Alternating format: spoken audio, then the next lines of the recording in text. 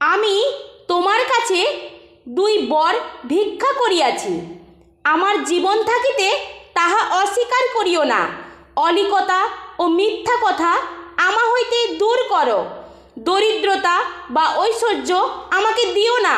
আমার নিরূপিত খাদ্য আমাকে ভোজন করাও।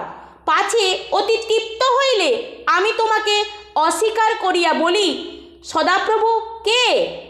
কিংবা পাছে দরিদ্র হইলে চুরি করিয়া বসি ও আমার ঈশ্বরের নাম অপব্যবহার করি।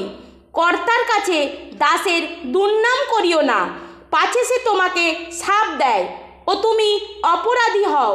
এক বংশ আছে, তাহারা পিতাকে অস্বীকার করে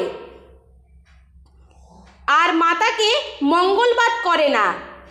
তাহারা পিতাকে শাপ দেয়, মাতাকে মঙ্গলবাদ করে না। এক বংশ আছে, তাহারা আপনাদের দৃষ্টিতে সূচি।